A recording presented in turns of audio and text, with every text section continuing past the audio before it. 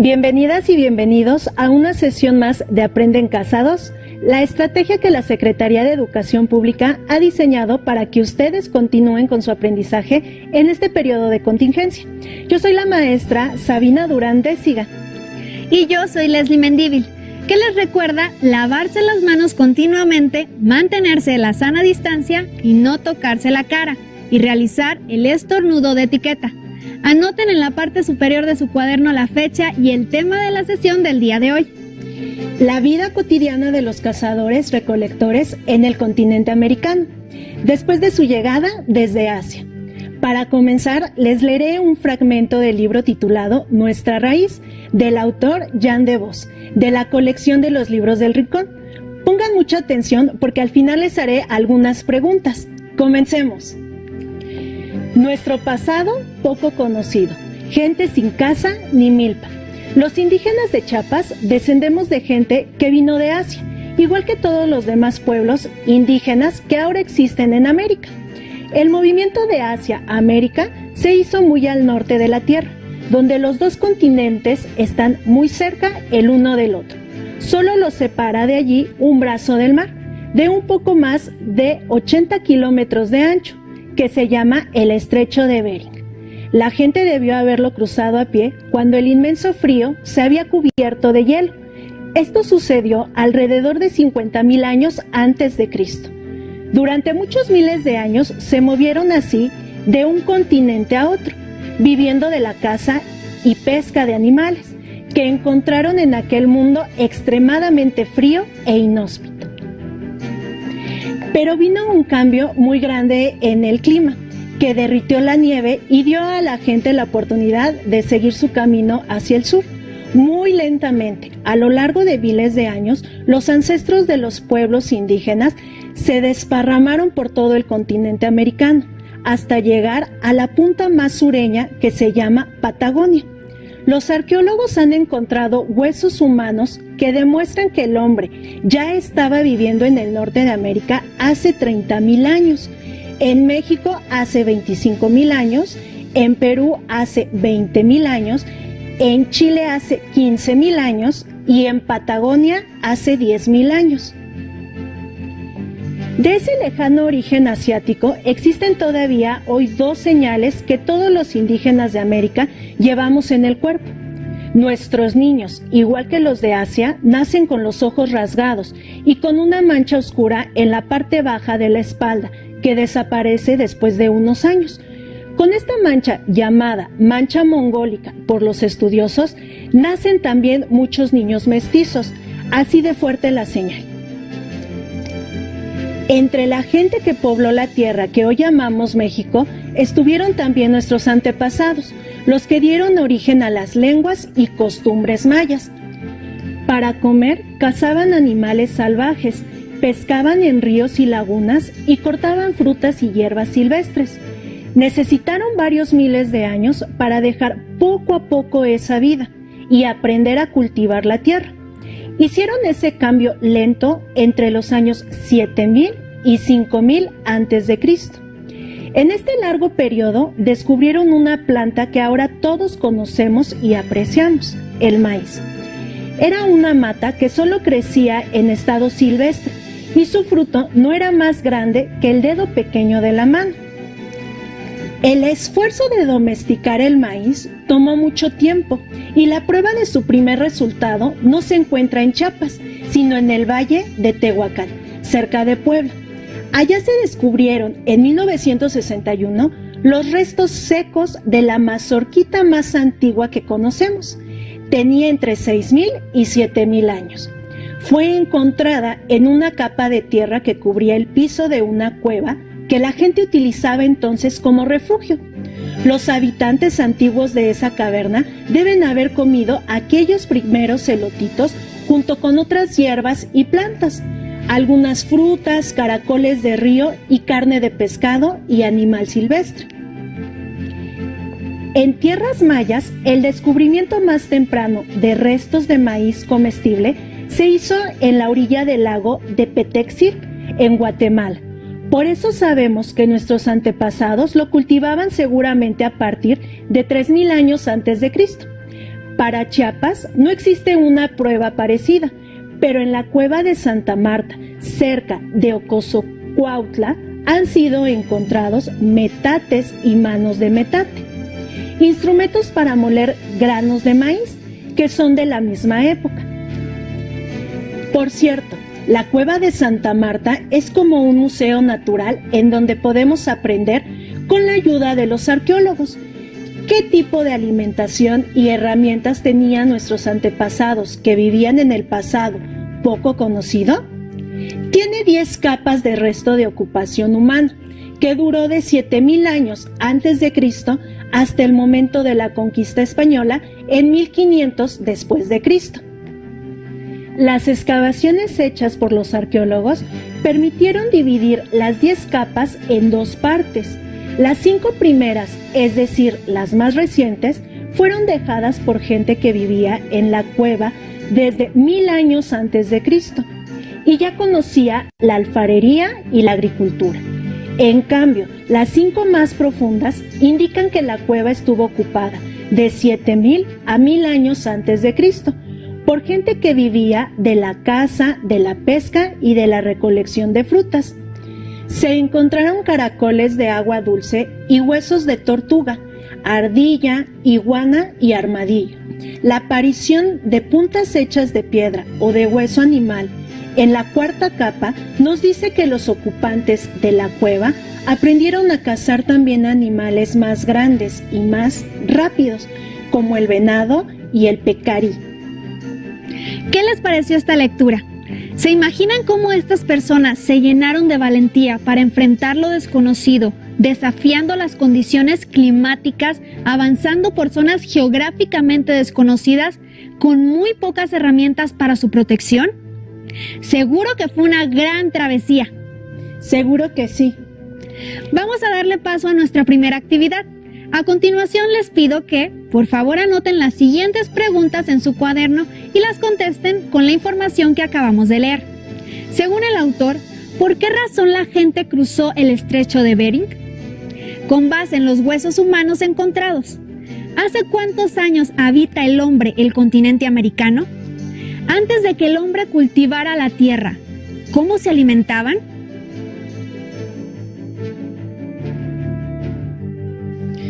Como pudieron escuchar, los seres humanos emigraron del continente asiático en dirección a América y se distribuyeron a todo lo largo del territorio, dando origen a los pueblos originarios que conforman actualmente a nuestro país y a otros países en este continente. ¿Alguna vez se habían preguntado cómo vivían las personas hace cientos o miles de años? ¿Creen que la forma de vivir era similar o totalmente distinta a como lo hacemos nosotros en la actualidad? Para conocer más sobre este proceso histórico, continuemos con la lección. Actividad 2. Por favor, anoten en su cuaderno la siguiente pregunta y argumenten su respuesta.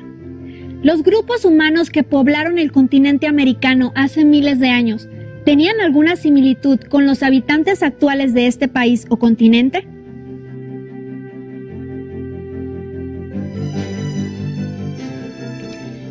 Para comenzar, les menciono que trabajaremos con el periodo del tiempo llamado prehistoria. Este comprende desde el origen del ser humano sobre la Tierra hasta la invención de la escritura.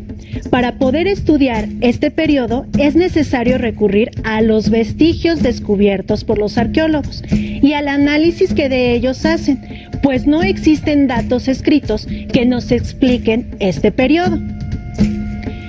También quiero mencionar que los historiadores manejan distintas divisiones de este periodo. En este caso, para facilitar el estudio del origen y la evolución del hombre americano, recurriremos a 2 divisiones. La primera de ellas es el Paleolítico, caracterizado por la presencia de grupos humanos que iban de un lugar a otro en busca de alimento, es decir, que eran nómadas.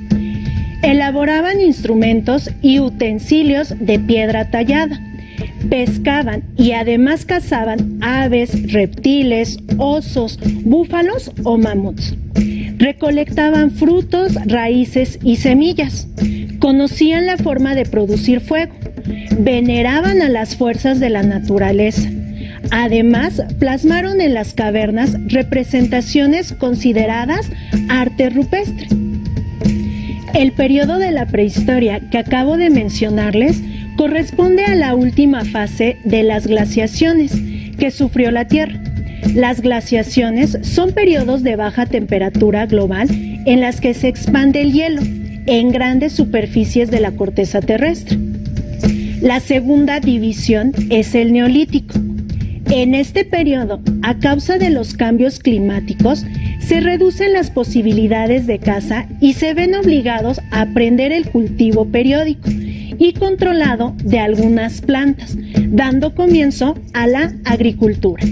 Domesticaron animales, se establecieron en un lugar fijo, elaboraban sus armas y herramientas puliendo la piedra, iniciaron el uso de los metales, modelaban determinadas formas en barro y lo endurecían por medio de la cocción, creando así la cerámica. Los grupos se dividieron en clases según las funciones desempeñadas por cada miembro. Para estudiar la prehistoria, solo podemos recurrir a algunos vestigios que se han descubierto a lo largo del mundo y en específico en nuestro continente.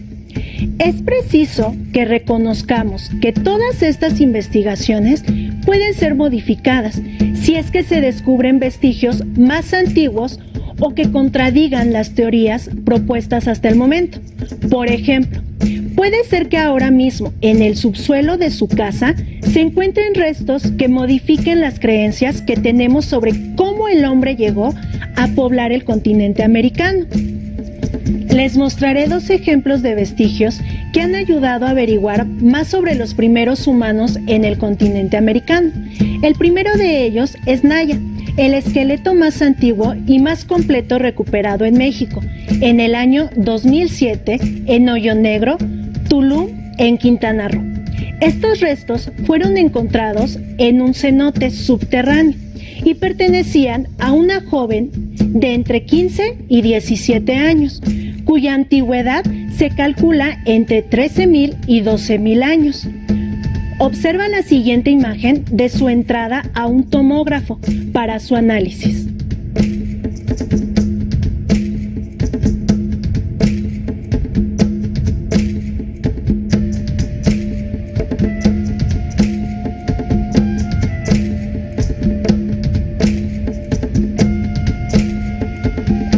El otro ejemplo del que quiero hablar es el de Monteverde, en Chile. Este es un sitio donde se sigue investigando hasta nuestros días. En él hallaron objetos a los que se les estima una antigüedad de 14.000 años. Objetos de caza, trozos de carne, cuero animal, papas silvestres, plantas medicinales y una pisada humana, entre otros artefactos. Monteverde sembró dudas y modificó las fechas sobre cuándo emigraron los primeros pobladores de América, ya que su descubrimiento supera las fechas de los hallazgos de vestigios arqueológicos del norte del continente. Por eso les menciono que según los descubrimientos que se van dando, se modifican las teorías o creencias que se tienen sobre la presencia de los seres humanos en el continente americano. Actividad 3. En su cuaderno dividan la hoja en dos partes iguales. En un lado escriban Paleolítico y en el otro Neolítico. Realicen en cada espacio un dibujo con las características de cada una de las divisiones de la prehistoria. Acompañen sus dibujos con palabra clave que lo explique mejor. Cuando terminen, observen si predominan las diferencias o las similitudes. En la actualidad, existen distintas teorías sobre cómo llegó el ser humano a nuestro continente. La más aceptada por su respaldo científico es la del Estrecho de Bering, una faja marina que separa el continente americano de la punta oriental del asiático. La distancia que estos grupos humanos recorrieron desde Siberia hasta Alaska es equivalente a la distancia que hay de la Ciudad de México al Nevado de Toluca en línea recta. En la actualidad, Con los medios de transporte con los que contamos, sería una distancia relativamente corta y fácil de recorrer, pero recuerden que las condiciones eran muy distintas. Los seres humanos que llegaron al territorio que hoy conocemos como América tenían características correspondientes al periodo paleolítico. Esto debido a que la migración se dio en el último de los periodos glaciales. El clima extremadamente frío pudo haber provocado la consumación de distintas especies vegetales y obligado a los animales a trasladarse de un continente a otro en búsqueda de alimentos.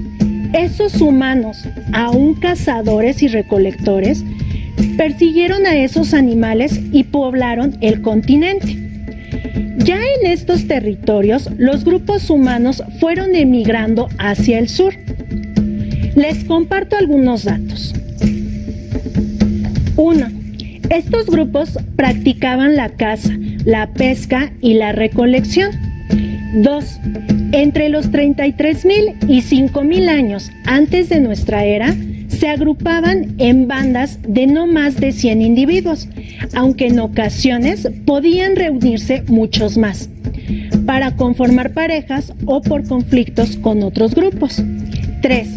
Es muy probable que los cazadores-recolectores se ubicaran en zonas con abundancia de recursos, pudiendo cazar y recolectar por algunas semanas y el resto del tiempo guardarse en algún asentamiento permanente, hasta que de nuevo se agotaran los recursos y tuvieran que salir a cazar y recolectar. Esto implica que aprendieron a conservar granos, plantas y carne. Pero también pudo suceder que estos grupos se movieran conforme al cambio de estaciones, aprovechando los recursos naturales del momento, de tal forma que el clima jugó un papel muy importante en la evolución de los cazadores-recolectores. 4. En muchas ocasiones se tiene la errónea creencia que esas personas no crearon cultura. Sin embargo, estos cazadores-recolectores pudieron evolucionar y ser capaces de crear formas de vida comunitarias estables. Un dato importante de mencionar es que los cazadores-recolectores no tenían jerarquías, eran sociedades igualitarias. La división del trabajo se daba de la siguiente manera. Los hombres realizaban las actividades de cacería, las mujeres la recolección y los niños y ancianos colaborando en las actividades cotidianas del grupo. 6. La domesticación de algunos animales y plantas fue lenta y paulatina. Por ejemplo, se conoce que el primer animal domesticado por el ser humano hace 15.000 años fue el perro. Con el paso del tiempo se modificó su apariencia y comportamiento. Esa evolución fue progresiva, partiendo de los lobos salvajes hasta las diversas razas que conocemos hoy en día. En aquel entonces, más que una compañía como en la actualidad, su función era ayudar a seguir el rastro en la cacería. 7.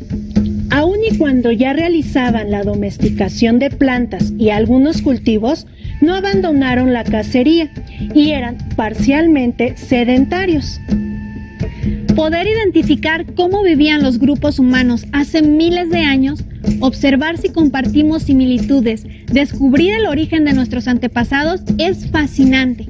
Para complementar este tema, les invito a que observen el siguiente video. Cuevas prehistóricas de Yagul y Mitla, en los valles centrales de Oaxaca. Al regresar, comentaremos sobre él.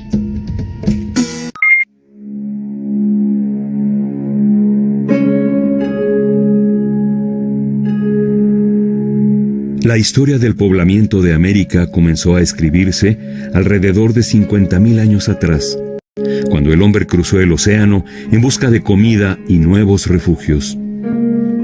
Estos primeros pobladores, llamados amerindios, dependían de los alimentos que recolectaban y cazaban, y una vez que terminaban con los recursos de un lugar, se movían a otro.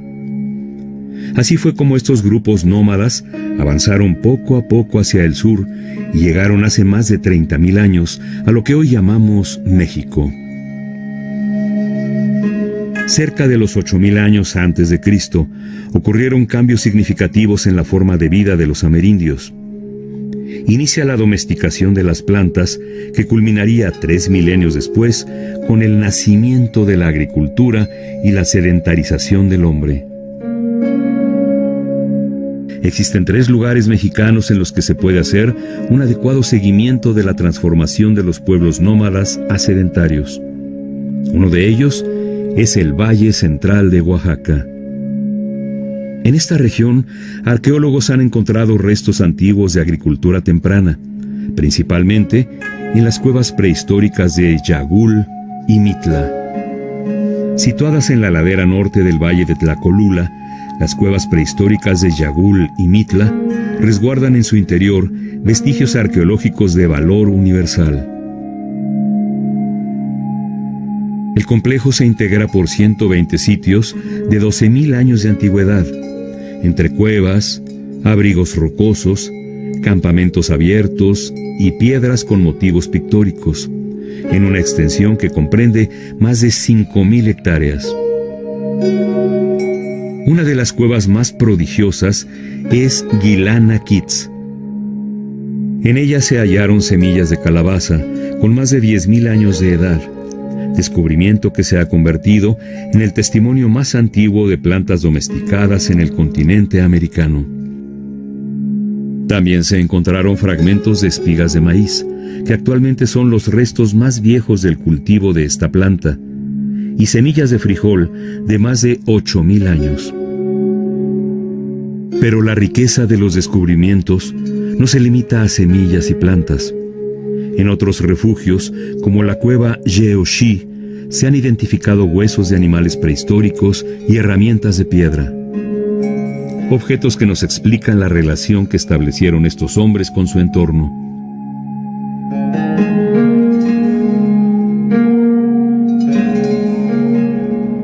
A través de estos muros es posible imaginar el día a día de los primeros pobladores de México.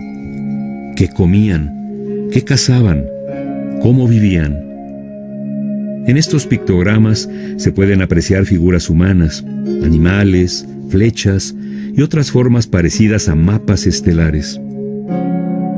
Algunos sugieren que estas imágenes tenían una función ritual.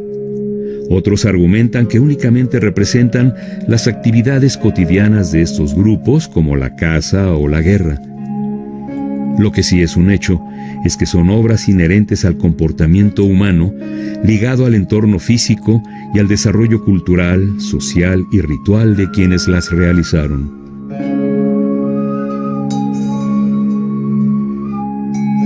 Ante lo que significa para la historia de la humanidad, los hallazgos en las cuevas de Yagul y Mitla, el 1 de agosto de 2010, fueron declaradas por la UNESCO Patrimonio Mundial en la categoría de Paisaje Cultural.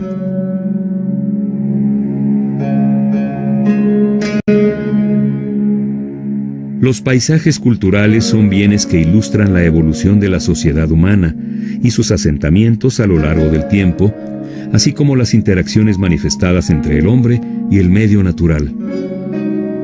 Y estas cuevas permiten comprender el proceso civilizatorio, no solo en México, sino en el resto del continente americano, ya que a través de ellas podemos dilucidar sobre el desarrollo de la agricultura, que es la base de la formación de grupos sedentarios y el posterior nacimiento de las civilizaciones mesoamericanas.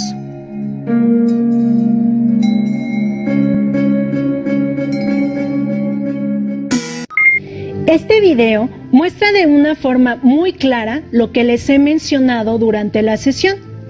Lo que conocemos de la prehistoria está en constante cambio, pues de forma continua se descubren elementos que complementan o modifican lo que se ha reconstruido hasta el momento. Actividad 4. Escribe en un par de renglones tu reflexión y opinión sobre los pictogramas encontrados en Yagul y Mitla. Guíate con esta pregunta. ¿Crees que esas imágenes se refieren a cuestiones rituales o son reflejos de las actividades cotidianas de esos grupos? Argumenta tu respuesta.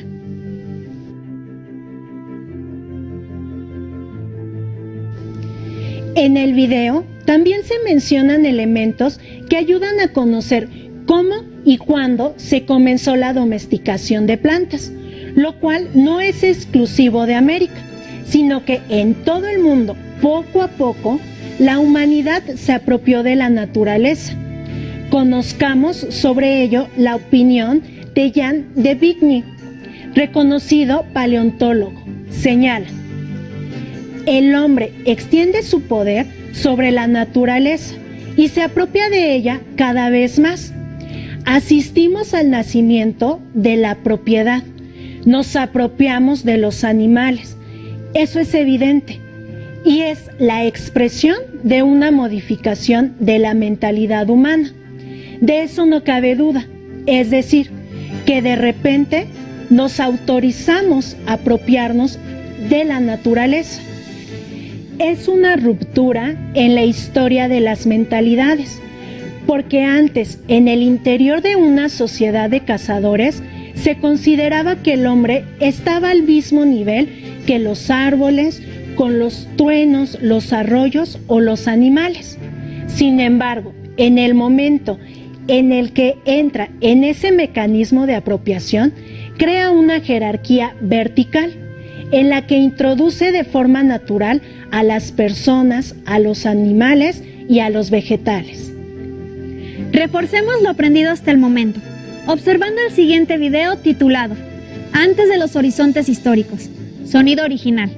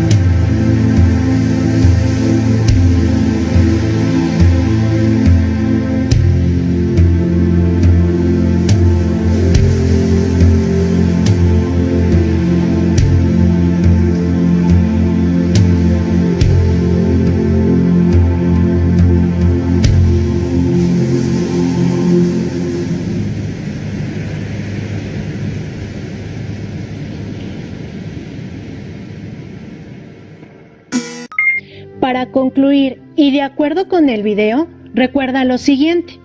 Los grupos que llegaron a América eran: 1. Bandas nómadas. 2. Sobrevivían gracias a la caza y la recolección. 3. Se refugiaban en cuevas, cavernas y pequeños campamentos, ya que aún no tenían la habilidad de transformar su entorno. 4. Hasta que comenzaron la domesticación de plantas como el maíz, pudieron asentarse de manera semipermanente o permanentemente. 5. Fabricaron instrumentos de piedra, hueso y madera. 6. Aprovecharon la carne y la piel de los animales para elaborar su vestimenta. 7. Dejaron como evidencia de su paso por la tierra pinturas rupestres que podían ser de uso ritual o representación de su vida cotidiana. Para finalizar, les reto a que investiguen si en su comunidad existen vestigios de la prehistoria. Con la información recabada, realicen una infografía en su cuaderno. Si no existieran cercanos a ustedes, seleccionen uno que les llame la atención. Al terminarlo, compartan con su familia el trabajo. Para conocer más de esta temática, pueden realizar una visita virtual al Museo Nacional de Antropología e Historia en su sala del Poblamiento de América. Además, pueden recurrir a su libro de texto. Recuerden que al inicio pueden encontrar el índice para conocer la página exacta. Listo, terminamos, pero aún nos queda mucho por explorar y descubrir. Así que nos vemos pronto aquí en Aprende en Casa 2. Hasta la próxima.